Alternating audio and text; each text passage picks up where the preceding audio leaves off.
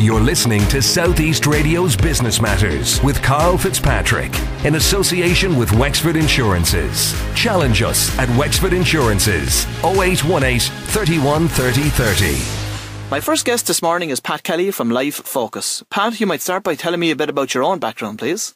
Okay, well, Karl, initially I was involved in accountancy for a long number of years, and over the last 5 or 6 years I gained an interest in coaching that area.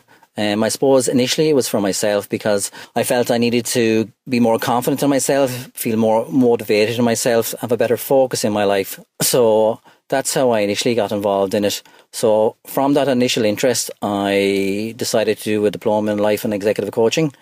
I did that in the Positive Success Group based in All Hallows in Drumcondra. From that, I suppose, that gave me much more confidence in myself and a belief about myself and what I was capable of doing. So having gained all that experience, I decided then to follow that up with, I did some work in career coaching. And also from that then, I decided maybe to get involved in NLP. So because I thought NLP maybe would cover our behaviours and patterns. It dealt more with the mind and the way we behaved and whatever else. So I did a practitioner's course in NLP, and I followed it up with doing a master practitioner's course in NLP.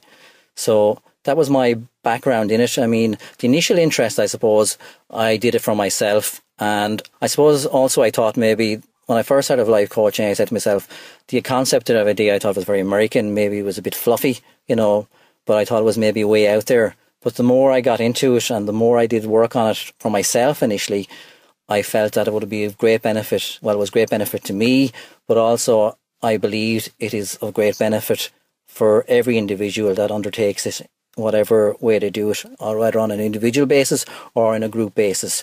Because anything that helps us grow in our character or in our confidence, in our beliefs, in our motivation can only benefit us as we move forward in our lives. So for those that wouldn't be so familiar with the term life coaching, what does it cover, Pat? Well, life coaching, I would say initially, is about becoming more confident in your life, being better motivated in your life, having a belief in yourself that you can move forward in your life and change a direction in your life. I suppose at present, the biggest thing about having any change in your life for any of us, whether it's in work or in a business, would be about fear of the unknown. If we change or we do something different, that we'll fail. So I suppose fear of failure is a major factor of anything we do or we change in our life. But with the life coaching, it will give you the skills and the tools and the belief that you can change your life. It will give you more confidence. It will give you more motivational skills. It'll give you a better focus for where you want to go in your life. And also, I suppose a major part of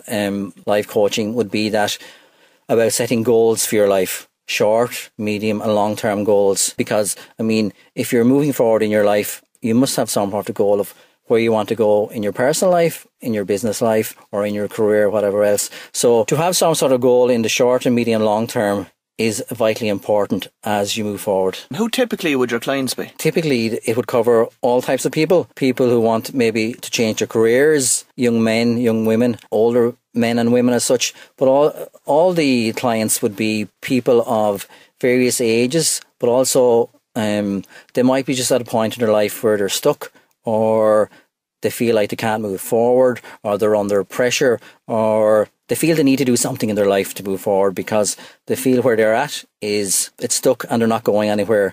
So at least maybe they're aware of that they're stuck in their life and they need to change their habits, their beliefs. But it's about having the confidence to change. I suppose that's the biggest thing.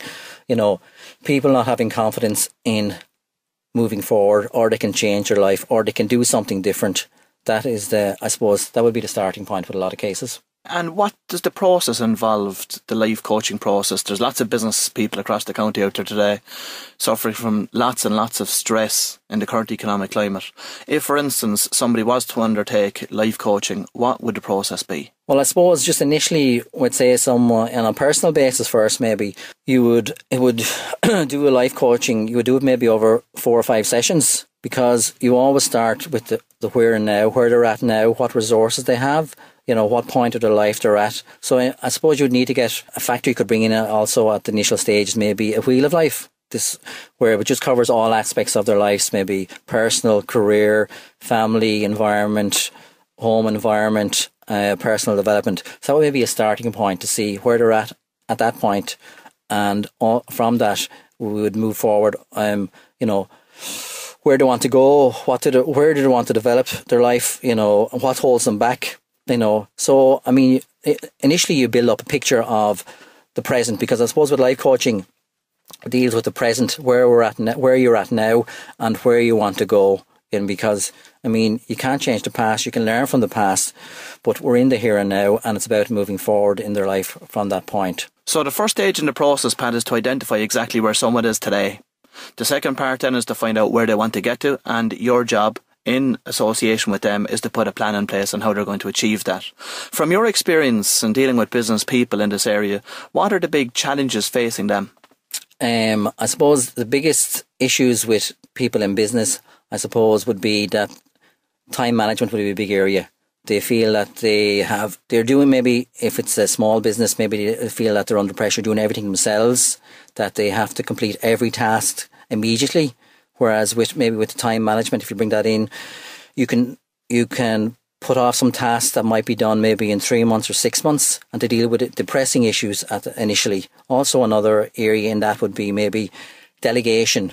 Be able to delegate work to staff members, to feel that you don't have to do everything yourself, because if you have staff that feel part of your company or your business, and are focused in the business and are communicated about what's going on in the business, that you will be able to delegate to them to do. Well, they have certain tasks, you have maybe your strong points which run the business as such. So if all these factors come together, then the business will run better going forward. I suppose as well, if you have motivated staff as well, the business works better, it moves forward better, and with motivated and staff that feel part of a company, it aids productivity. It also reduces staff absences as such. So it would benefit the bottom line on the profit and loss account. And are you seeing that stress is a major problem for business people out there today? Yeah, well, I mean, in today's environment, I would say that most people suffer from stress in one way or another. I mean, and a certain amount of stress is good for us all, because keeps us going, keeps us on edge as such.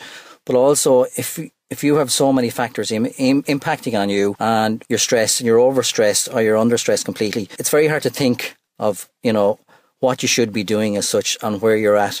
So the three aspects maybe of stress would be the physical signs of stress, the behavioural signs of stress, and the emotional signs of stress, okay? And also issues in dealing with stress would be to make sure as well that you have healthy eating habits, that you take plenty of exercise, and also make sure that you have activities that take you outside maybe your work environment as such, to give you a way to relax and to switch off from the things you do on a day-to-day basis. Pat, earlier on in the conversation you touched on the subject of goal setting. How important is that for people out there today? Goal setting is extremely important, because by setting goals, whether they're short-term, medium-term or long-term, it gives you a focus as you move forward in your life to what you want to achieve, to where you want to go.